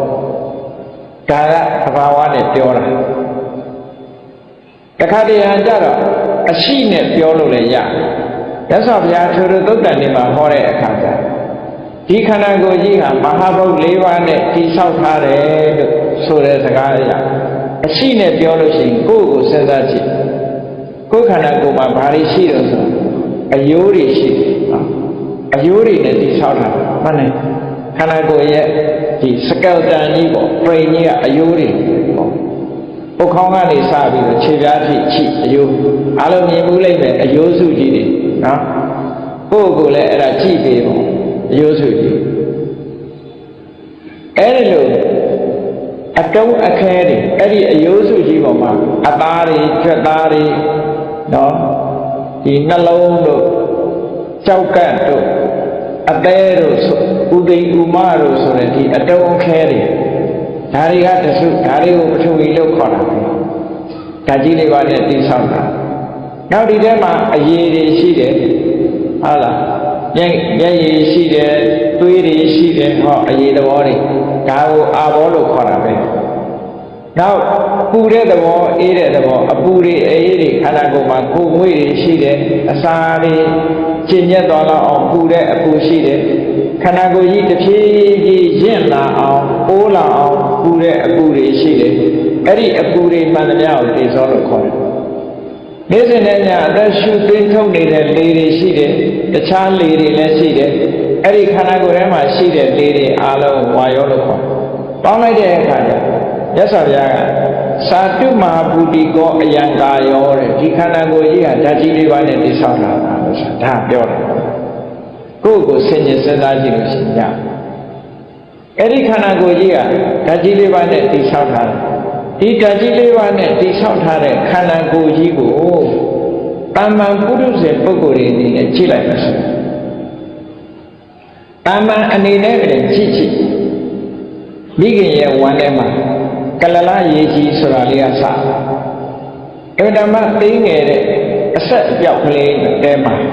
တရေတီးပြီးတော့စကလလရေကြီးကနေပြီးတော့နော်အမြုပ်ကနေပြီးတော့သားတွေကနေပြီးတော့အမအခုလုံးပြီးတော့မှခက်မှ၅ပြားဆိုတာတဖြည်းဖြည်းပုံတရံပေါ်လာဆိုလိုတာကခန္ဓာကိုယ်ကြီးဖြစ်ပေါ်နေတာကိုလည်းပဲလူတွေသိကြတယ်ဆရာဝန်တွေဆိုရင်တော့ပိုသိတာပေါ့နော်လက်တွေ့သင်ကြားနေရတဲ့အခါပိုသိတမန်ပုဂ္ဂိုလ်တွေလည်းပဲအမှတ်တမဲ့နေတာမသိတာပါသူရဲ့ခန္ဓာကိုယ်ကြီးဟာရုပ်ခန္ဓာကိုယ်ကြီးကကြည့်သေးလေးကနေပြီးတော့တဖြည်းဖြည်းကြီးလာတဖြည်းဖြည်းကြီးလာစတင်ဖြစ်လာတာကိုအာဆယလို့ခေါ်တယ်အာဆယအပဆယပါဆယဆက်လက်ပြီးတော့ဖြစ်တယ်ဝေးဖွားလာတဲ့နောက်ကြလဲကြည့်ဝေးလာတော့ကသေးသေးလေးသမင်းမုံကတေးစာတွေစားပြီးတော့ကြီးလာလိုက်တာဟောဒါယုတ်ခန္ဓာကိုယ်ကြီးရဲ့သဘောနောက်ဆုံးကြတော့ဘာဖြစ်လဲဆိုဒီယုတ်ခန္ဓာကိုယ်ကြီးတေလို့ရေပြုတ်ပလိုက်ရတယ်ပြီးတချို့လိုက်ရတယ်ဟောဒါလည်းတွေ့ကြတယ်အဲ့တော့တမ္မာပုရုဇဉ်ပုဂ္ဂိုလ်တွေအနေနဲ့ဒီယုတ်ပိုင်းဆိုင်ရာကြီးရဲ့ဖြစ်လာတာကိုလည်းပဲမြင်လို့ရတယ်နောက်ဆုံးပြတ်သွားပြီးတော့မြေမြုပ်တင်းညွတ်လိုက်ရတယ်ပျက်စီးသွားတဲ့အနေအထားမျိုးတွေလည်းမြင်နေရတော့ဒီယုတ်ခန္ဓာကိုယ်ကြီးကိုမမြဲဘူးလို့ပြောဖို့ရအမှန်တမ်းလို့ဒီယုတ်ခန္ဓာကိုယ်ကြီးပေါ်မှာတွေ့တာမှုတွေနော်ကိပြတ်ဖို့ဆိုတာဖြစ်နိုင်အမှန်တမ်းဟုတ်မစင်သားမဆင်ခြင်ရင်သာလူတွေကတကယ်စဉ်းစားဆင်ခြင်ကြည့်မယ်ဆိုတော့ဖြစ်လာတာလည်းသိရတယ်ပျက်စီးသွားတာလည်းမြင်နေရတယ်မျက်စိနဲ့တည်းပဲမြင်နိုင်တာဖြစ်သောကြောင့်ဒီယုတ်ခန္ဓာကိုယ်ကြီးရဲ့မမြဲမှုသဘောတွေဟာဓမ္မထင်ရှားတယ်ဒီလိုဆိုလိုတာနော်ဒီအတုတဝါတုတ်တံကမြတ်စွာဘုရားဒီလိုဟောတယ်ဒီယုတ်ခန္ဓာကိုယ်ကြီးပေါ်မှာညှင်းငွေ့လာတာတဖြည်းဖြည်းနဲ့ကြီးလာပြီးတဖြည်းဖြည်းနဲ့အိုသွားတယ်နော်တဖြည်းဖြည်းနဲ့အိုသွားပြီးနောက်ဆုံးမှသိဆုံးသွားတယ်ပြစ်လိုက်ရတယ်ဟောဒါတွေကိုကြည့်ပြီးဒီယုတ်ခန္ဓာကိုယ်ကြီးပေါ်မှာညှင်းငွေ့ဖို့တွေ့တာမှုတွေကင်းပြတ်ဖို့ဖြစ်ဖို့လွယ်တယ်ဒါဖြင့်ဖြစ်ဖို့ခက်နေတာကဘာတော့လို့ဆိုလို့ရှိရင်အသိစိတ်ကလေးပေါ်မှာကြတော့လူတွေကဖြစ်တာပြတ်တာကိုမမြင်နိုင်ကြဘူးမမြင်နိုင်သည့်အတွက်ကြောင့်အသိစိတ်ကလေးနဲ့ပတ်သက်လာတဲ့အခါကျတော့တွေ့တာမှုတွေအလွန်ကြီးတယ်မငြင်းငွေ့နိုင်ကြဘူးဟုတ်တယ်လူတွေကရုပ်ပေါ်တာငြင်းငွေ့တာစိတ်ပေါ်ကြတော့မငြင်းငွေ့မငြင်းငွေ့လို့ရေဝင်အားဖြင့်ပြောမယ်ဆိုလို့ရှိရင်လူတွေမှာတည်သွားလို့ရှိရင်ဒီဝိညာဉ်ကောင်လေးအသိစိတ်လေးတို့ဟာမျိုးဝိညာဉ်ကောင်လေးဟာဒီခန္ဓာကိုယ်ထဲကထွက်သွားပြီးတော့နောက်ဘဝဝင်စားတယ်လို့တော့ယူဆကြတယ်လေသာဝရမြဲတဲ့အရာလို့ဒီလိုထင်ကြတယ်ဒါအများထင်တာကိုမြတ်စွာဘုရားအဲ့ဒီစိတ်လေးပေါ်မှာညှင်းငွေ့တာမညှင်းငွေ့နိုင်ကြဘူးတဲ့တတ္တဝါတွေဟာတွေ့တာမှုတွေအားချေးကြတယ်လူတွေကကိုယ်စိတ်ကိုပြောကြငါစိတ်ဟောဒီလိုတွေ့တာမှုတွေအားကြီးပြီးတော့စိတ်လေးကအိုသွားတာလည်းမရှိဘူးနော်စိတ်လေးမှာရုပ်တရမရှိသည့်အတွက်ကြောင့်ခေါင်းဖြူတာလည်းမတွေ့ရသွားကြိုးတာလည်းမရှိဘူး ဒါကြောင့်မို့လို့စိတ်ကလေးပေါ်မှာမငြင်းငွေ့ကြသို့တော့ဒီနှစ်ခုရှင်ကြည့်လိုက်ရုပ်ခန္ဓာကိုယ်နဲ့စိတ်နဲ့ဒီနှစ်ခုရှင်ကြည့်လိုက်မယ်ဆိုရင်ဘယ်သူကကြာကြာရှိတယ်ဆိုရုပ်ခန္ဓာကြီးကကြာကြာရှိကြည့်လေလူတွေဟာမွေးဖွားလာပြီးတဲ့အခါမှာတချို့ကအသက်80 90 100ထိအောင်နေလို့ရတယ်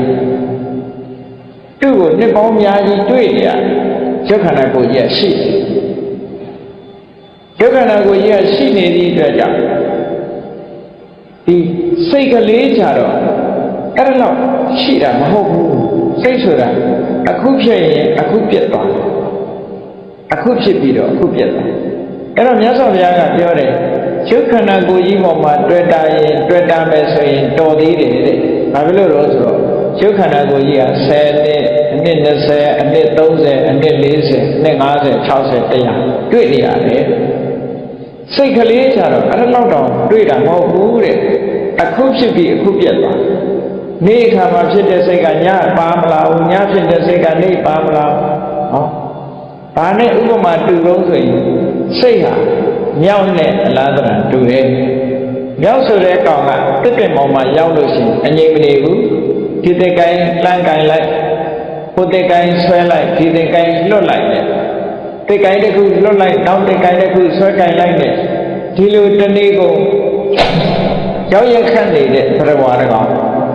အဲ့ဒါမျိုးလိုပဲစိတ်ဟာလည်းပဲဒီတိုင်းပဲတဲ့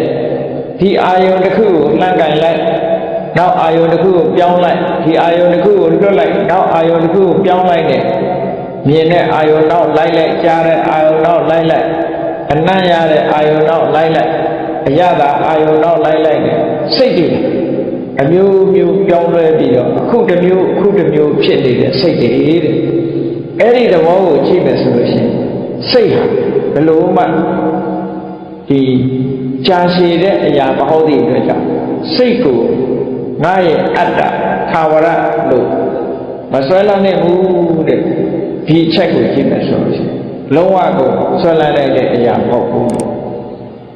ဒီလိုဆင်ញင်သုံးသပ်မှုပြောတယ်အဲ့ဒါလို့ရှင်းရှင်းလင်းလင်းကြီးမြင်လာအောင်ရသော်ကြားကဘာကိုနှလုံးသွင်းရမလဲစိတ်နဲ့ယုံနဲ့ကွဲကွဲပြားပြားသိလာပြီးတဲ့နောက်မှာအကြောင်းတရားတွေကိုဆင်ញင်သုံးသပ်ပေးဖို့ပဋိစ္စသမုပ္ပါဒ်ကိုရသော်ကြားဆင်ញင်သုံးသပ်ပါတဲ့ဒါကဝိပဿနာကျင့်စဉ်တစ်ခုကိုကျင့်တဲ့အခါမှာသီလဝိတ္တုစိတ်တဝိတ္တုပြီးတဲ့အခါမှာယုံနဲ့နာကွဲတာကနာမရူပပြိစ္ဆေဒဒိဋ္ဌိဝိတ္တုလို့ခေါ်တယ်ဒိဋ္ဌိဝိတ္တုပြီးတဲ့အခါအကြောင်းတရားအကျိုးတရားကိုဆင်ញင်နိုင်တဲ့အကြောင်းတရားတွေကိုသိနိုင်တဲ့ပစ္စယပရိက္ခအဲ့ဒီညာရလာမှကင်္ခာဝိကရဏဝိတ္တုလို့ဆိုတဲ့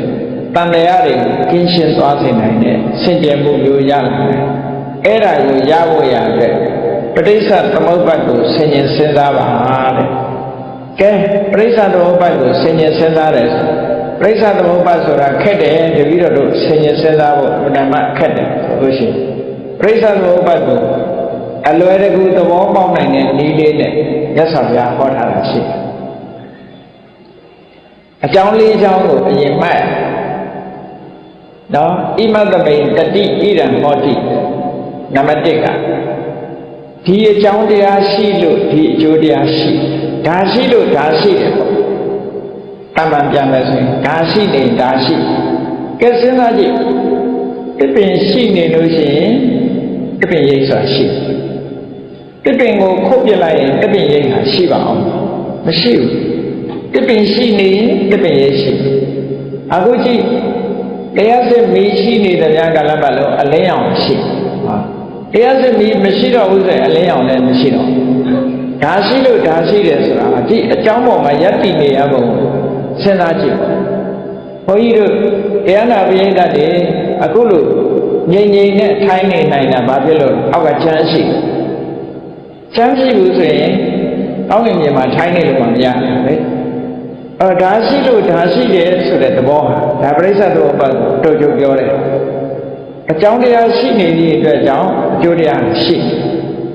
ဣမတဥပ္ပါဒဣဒံဥပ္ပစ္စတိ ဒီအကြောင်းတရားဖြစ်ပေါ်နေခြင်းကြောင့်ဒီအကျိုးတရားဖြစ်ပေါ်နေဆိုပါစို့တရားစစ်မီးရှိနေခြင်းကြောင့်အလင်းရောင်ဟာဖြစ်ပေါ်နေတရားစစ်မီးဖြစ်လာခြင်းကြောင့်အလင်းရောင်ဟာဖြစ်ပေါ်နေတယ်ဣမသမိအတတိဣရန္တဟောတိဒါမရှိတော့ရင်ဟိုကလည်းမရှိတော့တရားစစ်မီးမရှိတော့ရင်အလင်းဆိုတာမရှိတော့နေမရှိတော့ရင်အလင်းဆိုတာမရှိတော့ဟောဒီလိုဆိုလို့ဣမတနေရောဓဣဒံနေရုပ်စတိဒါချုပ်သွားလို့ရှိရင်ဟိုကလည်းချုပ်ဟောတရားစစ်မီးပြတ်တောက်သွားတယ်ဆိုရင်အလင်းရောင်မှပြတ်တောက်သွားတယ်ဒီသဘောကိုပြောတယ်နော်အကြောင်းနဲ့အကျိုးဆိုတစ်ခုနဲ့တစ်ခုဆက်ဆက်ပြီးတော့ပြီးတွဲနေရတယ်ဟောပြောပြပရိစ္ဆေသမုပ္ပါဆိုတာကျဉ်းညွတ်အောင်ဒါပဲဒီအကြောင်းလေးခုနဲ့ပြောနော်အဲ့တော့ကိုယ့်ကိုယ်ဆင်ញင်စဉ်းစားကြည့်ဖို့ပရိစ္ဆေသမုပ္ပါနဲ့ဆင်ញင်စဉ်းစားကြည့်ဖို့မြတ်စွာဘုရားဒီလိုဟောတာပရိစ္ဆေသမုပ္ပါအပြည့်စုံအလုံးကိုသိနေတာအဝိဇ္ဇာပစ္စယသင်္ခါရသင်္ခါရပစ္စယဝိညာဏအဖြစ်ဘက်ကအချုပ်ဘက်ကကြည့်တဲ့အခါကျတော့အဝိဇ္ဇာချုပ်ငြိမ်းသွားလို့ရှိရင်သင်္ခါရချုပ်ငြိမ်းသွားတယ်ဆိုချုပ်ဘက်ကနေပြောတာဒါရှိလို့ဒါဖြစ်လို့ဟိုဟာဖြစ်ရတယ်ဆိုတာဖြစ်ဘက်ဒါမရှိတော့ရင်ဟိုဟာမရှိတော့ဘူးဆိုတာချုပ်ပဲနော်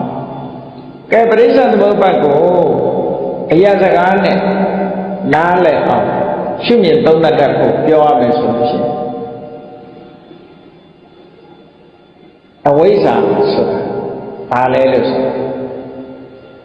စာလို့ပြီးလို့ပြောနေခက်နေမဆိုမခက်အောင်ဘယ်လိုပြောမလဲဆိုလုံးတဲ့နာနဲ့မလုံးတဲ့နာမသိတာအဝိဇ္ဇာနော်ဘဝမှာကိုယ့်ကိုယ်များလုံးတဲ့နာကိုလုံးတဲ့တယ်လို့မလုံးတဲ့နာကိုမလုံးတဲ့ဘူးလို့ဒီလိုသိတယ်လို့မအောင်မိတ်နော်လုံးတဲ့နာနဲ့မလုံးတဲ့နာကိုမသိဘူးမသိသည့်အတွက်ကြောင့်မလုံးတဲ့နာကိုလုံးတဲ့တယ်လို့ထင်တယ်လုံးတဲ့နာကြတော့မလုံးတဲ့ဘူးလို့ထင်တယ်ထင်သည့်အတွက်ကြောင့်လုံးတဲ့နာကိုမလုံးဖဲနေတယ်မလုံးတဲ့နာကြတော့လုံးပြီးတယ်ဆိုတာဖြစ်တယ်ပေါ့အဲ့ဒါဘာလို့ဆိုအဝိဇ္ဇာစာလို့ပြောမယ်ဆိုရင်အမှန်တရားလေးခုကိုမသိတာအဝိဇ္ဇာဒုက္ခကိုမသိဘူးဒုက္ခဖြစ်ကြောင်းတရားကိုမသိဘူးဒုက္ခချုပ်ငြိမ်းမှုကိုမသိဘူးဒုက္ခချုပ်ငြိမ်းရာနိလန်းကိုမသိဘူးဆိုတာမသိခြင်းလေးဒါကစိတ်ပညာရှုထောင့်ကနေပြောမယ်ဆိုရင်လူတယောက်ယောဂဖြစ်ယောဂကိုမသိဘူးဒုက္ခကိုမသိတာနဲ့ယောဂမသိတာတူတူပဲဒီယောဂဘာကြောင့်ဖြစ်တယ်လို့မသိတာနဲ့ဒုက္ခသမုဒယကိုမသိတာတူတူပဲဒီယောဂပျောက်မှုကိုမသိတာဒုက္ခនិရောဓမသိတာနဲ့တူတူပဲပျောက်မဲ့ဆေးဝါးနိလန်းကိုမသိတာဒုက္ခនិရောဓဂ ामि တိမသိတာတူတူပဲဒီလိုဆိုလိုတာနော်အင်တမမြတ်စွာဘုရားဟောတဲ့တရားလူသားတွေအင်တမရိုးရှင်းတယ်သို့တော့မြင်ဖို့ခက်တယ်ဘာဖြစ်လို့မမြင်လဲလို့ဆိုရင်ညာတော့အပြင်တတ္တဝါတွေဟာတတိတံစင်ညာကင်းမဲ့နေလို့မမြင်တာအမှတ်တမဲ့နေတတ်တဲ့ဝါဒနာကြီးကရှိဒါငါဟာဆိုတဲ့အတွေးတွေလွှမ်းမိုးပြီးတော့အမှတ်တမဲ့နေမှတ်တမဲ့နေသည့်အတွက်ကြောင့်ရိုးရှင်းနေတော့လဲခက်ခဲနေတတ်တယ်ဟောအေးကောင်းပြီတို့တွေဟာလွန်ခဲ့တဲ့ဘဝတုန်းကလုတ်တဲ့နာနဲ့မလုတ်တဲ့နာမသိကြဘူးမသိသည့်အတွက်မသိတော့ဘာဖြစ်လဲလုံးပြီးလို့ရလုတ်တယ်ကောင်းတာလည်းလုတ်တာပဲမကောင်းတာလည်းလုတ်အဲ့တော့မသိတာကအဝိဇ္ဇာလုံးပြီးလို့ရလုတ်တာသင်္ခါရဒီလိုဆိုတာနော်ဟုတ်ပြီလုတ်လိုက်ရင်ရစဆိုတာလာတာပဲလေအကျိုးတစ်ခုကဖြစ်လာလုံးပြီးလို့ရလုံးလိုက်တယ်လုံးလိုက်တော့အကျိုးတစ်ခုပေါ်ထွက်လာတယ်သင်္ခါရပစ္စယဝိညာဏဘဝတစ်ခုစားပြုတ်လာအသိစိတ်တွေတရေစိတ်တွေကစတရေစိတ်လေးစားလိုက်တာလေသူနဲ့တွဲဖက်လာတဲ့ယုတ်တိဏ္ဍတွေပါလာတယ်ဝိညာဏပစ္စယနာမရူပဟောယုတ်တိဏ္ဍယုတ်တိဏ္ဍတွေကကြီးထွားလာတဲ့အခါကျတော့ယုတ်ဏ္ဍတွေပါလာပြီဆိုတော့ယုတ်ဏ္ဍတွေကြီးထွားလာတဲ့အခါဘာတွေဖြစ်တုံးဆိုဆက်သွယ်ရေးအင်္ဂါရက်တွေပါလာနာမရူပပစ္စယတာလာဆက်သွယ်ရေးအင်္ဂါရက်ဘယ်တစ်ခုရှိလို့ဆို6ခုရှိ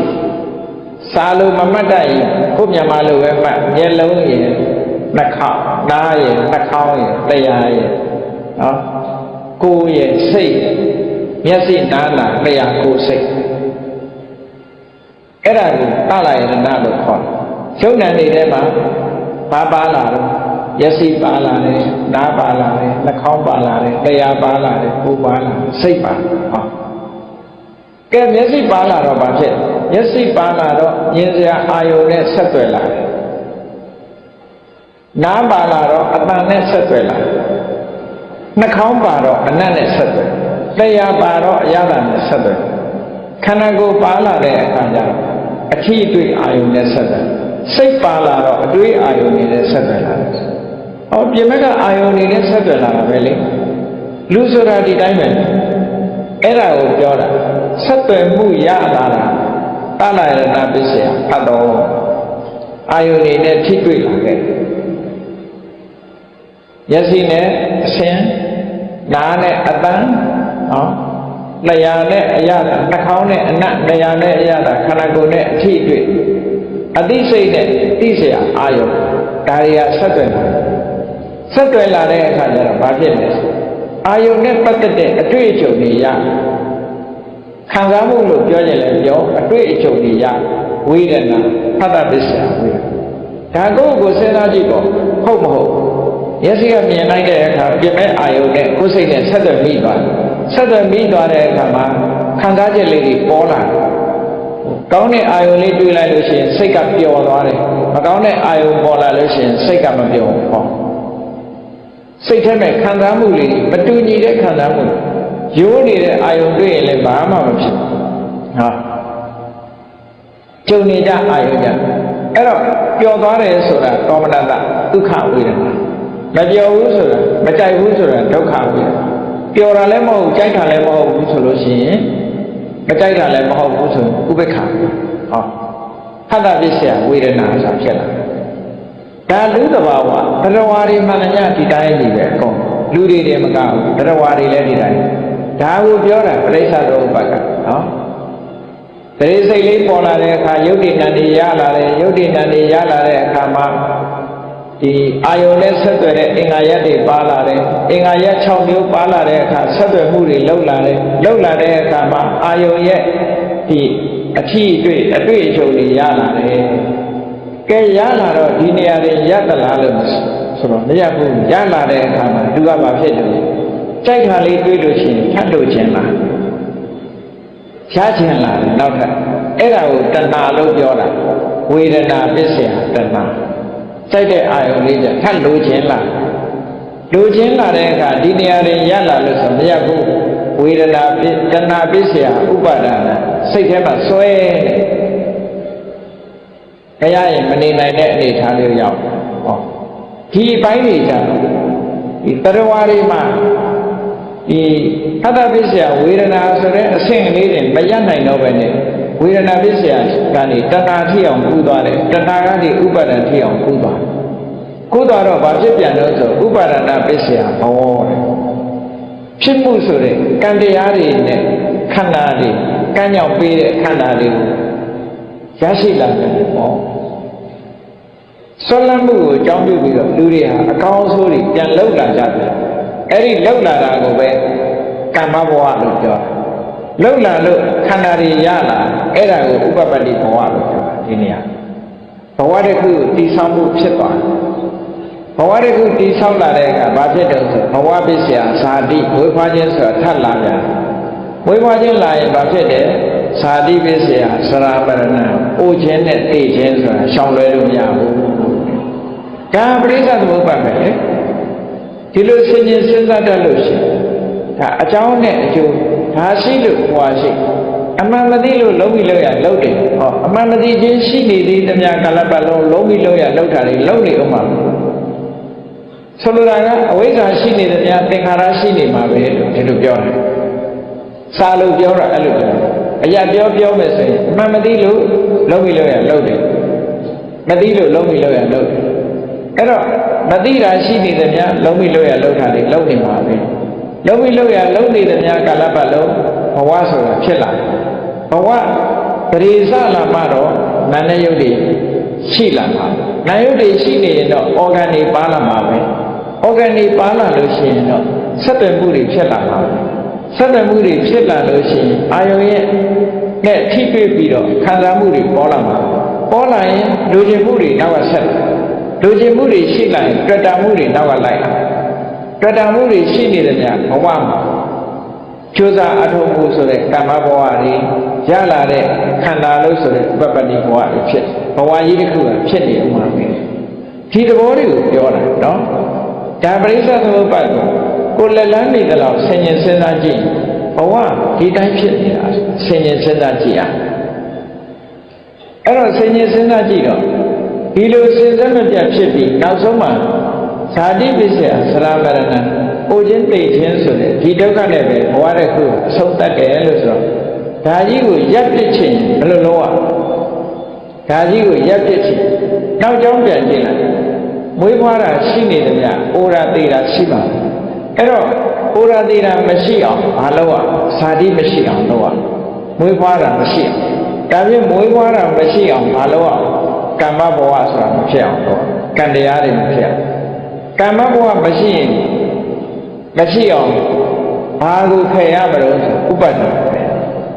ဒါဖြင့်ဒီဥပါဒံကိုမဖြစ်အောင်ဘာကိုဖယ်ရမလို့တဏှာကိုဖယ်ရဒီလိုဆိုလို့လေအစဉ်လိုက်ဆက်ဆက်ပြီးတော့သွားတာနောက်ဆုံးမှာအဝိဇ္ဇာမရှိတော့ဘူးဆိုမှသင်္ခါရဆိုတဲ့တရားတွေလည်းမရှိတော့ဘူးဆိုတဲ့အဓိပ္ပာယ်ရတယ်အဲ့ဒီလိုအကြောင်းနဲ့အကျိုးဆက်သွယ်ပြီးတော့အခုလိုဝိဇ္ဇာကြီးဖြစ်နေတာတဏှာမှာပရိစ္ဆေသမုပ္ပါဒ်ဒီလေပတ်နေတယ်ဆိုတဲ့အဓိပ္ပာယ်ပဋိစ္စသမုပ္ပါဒလို့ဆိုတဲ့အဓိပ္ပာယ်ကပဋိစ္စဆိုတာအကြောင်းတစ်ခုကိုဆွဲပြုပြီးတော့သမုပ္ပါဒအကျိုးတရားတွေကိုထုတ်လုပ်နေတဲ့အကြောင်းတရားတို့ကိုထုတ်လုပ်ခြင်းဒီလိုအဓိပ္ပာယ်ရတယ်ပဋိစ္စသမုပ္ပါဒဆိုတာအကြောင်းတရားကိုပြောတာပဋိစ္စသမုပ္ပန္နဆိုတာအကျိုးတရားကိုပြောတာဒီစကားလုံးနှစ်ခုခွဲခြားပြီးတော့မှတ်ပဋိစ္စသမုပ္ပါဒကအကြောင်းတရားကိုပြောတယ်ပဋိစ္စသမုပ္ပန္နဆိုတာအကြောင်းတရားကြောင့်ဖြစ်ပေါ်လာတဲ့အကျိုးတရားကိုပြောတယ်အကြောင်းနဲ့အကျိုးဒီဆက်ဆွယ်ပြီးတော့နေတယ်အကြောင်းဖြစ်လိုက်အကျိုးဖြစ်လိုက်ဒီလိုဆိုလို့ဒါလည်းပဲအမှန်တမ်းထင်ရှားတာပေါ့လူတွေပဲကြည့်ပါဦးအမေဖြစ်လိုက်သမီးဖြစ်လိုက်မရှိဘူးလားနော်သမီးဖြစ်လိုက်အမေဖြစ်လိုက်ပဲလေကို့အမေကိုကြည့်ရင်ကိုကသမီးပဲပေါ့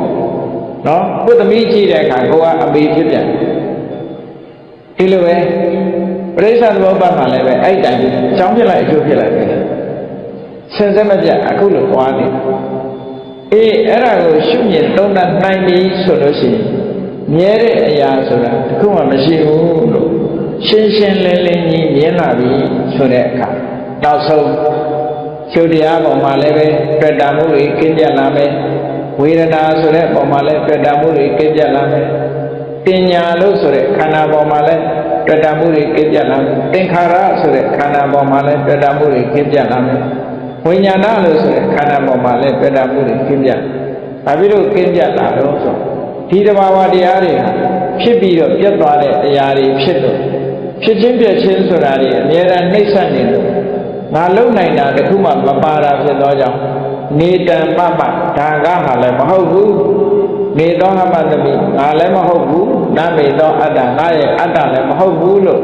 ဝိပဿနာဉာဏ်နဲ့မှန်ကန်ကန်ရှုမြင်နိုင်မှခဏကတွေ့တာမှုဆိုရှော့ချနိုင်မှာဖြစ်တယ်တွေ့တာမှုကိုရှော့ချနိုင်မှစိတ်နှလုံးပူပန်မှုဆိုတာကြောက်ခဲမှာဖြစ်တယ်နော်တွေ့တာမှုရှိနေသေးတဲ့များကာလပတ်လုံးစိတ်ပူပန်မှုဆိုတာဘယ်တော့မှပြောင်းမှာမဟုတ်ဘူးတဲ့အဲ့တော့စိတ်ပူပန်မှုကနေလွတ်မြောက်အောင်ကျင့်ဆောင်ဖို့ဆိုလို့ရှိရင်ဘာကိုလုပ်ရမှာလို့ဆိုရင်တွေ့တာမှုဖယ်ရတွေ့တာမှုကိုဖယ်ခြင်းရင်မလုပ်ရအမှန်တွေ့တာတဲ့အရာတွေကိုအမှန်သိအောင်ဆင်ញင်သုံးသပ်တာဒီလိုဆိုလိုတာဆင်ញင်သုံးသပ်လို့အမှန်သိပြီဆိုလို့ရှိရင်တွေ့တာမှုမရှိတော့တွေ့တာမှုမရှိဘူးဆိုလို့ရှိရင်တောကမလာတော့တောကမလာရင်စိတ်နှလုံးပူပန်မှုဆိုမလာတော့ဘူးဒီလိုကြောင်းကျိုးဆက်နေတဲ့သဘောတွေကြည့်ပြီးတော့ဘုရားမြတ်စွာဘုရားမှန်ကန်တဲ့ကျင့်စဉ်တစ်ခုကိုဟောကြားညွှန်ပြတာဖြစ်ပါတယ်။တန်ရုပ်ပါဠိတော်မှာလာတဲ့အတုတ္တဝါတော့ကြည့်မယ်ဆိုလို့ရှိရင်မြတ်စွာဘုရားဒီတိုင်းညွှန်ကြားဆုံးမလာတာဖြစ်လို့ဘုန်းကြီးတို့တွေဒီလမ်းကလွဲပြီးတော့ စိတ်ပူပန်မှုတွေကိုကြောက်ကဲအောင်လုပ်နိုင်တဲ့နီလန်းဆိုတာတခြားမှမရှိဘူးဒီလန်းတလန်းပဲရှိတယ်ဒါကြောင့်စိတ်အေးချမ်းသာစွာနှလုံးစိတ်ဝမ်းအေးချမ်းစွာနေခြင်းပြီးဆိုလို့ရှိရင်တော့စိတ်ပူပန်မှုကိုဖြစ်စေတတ်တဲ့တဏှာကိုလျှော့ချရမှာဖြစ်ပါတယ်တဏှာကိုလျှော့ချဖို့အတွက်အမှန်အကန်သိဖို့တွေ့တာမှုမဖြစ်လာအောင်အမှန်ကန်သိဖို့ဝိပဿနာဉာဏ်ဖြစ်အောင်ကြိုးစားကြရမှာဖြစ်ပါတယ်ဒီနည်းတိုင်ကြည်ကြံကြုတ်ကိုအားထုတ်ခြင်းဖြင့်သာလေစိတ်နှလုံးပူပန်မှုတွေကိုမဖြစ်အောင်ကျင့်ဆောင်နိုင်ကြမှာဖြစ်တယ်လို့ကိုယ်စီသဘောကျပြီးတော့စိတ်နှလုံးပူပန်မှုကင်းအောင်ကျင့်ကြံကြုတ်ကိုအားထုတ်တော်မူနိုင်ကြပါစေကုန်သတည်း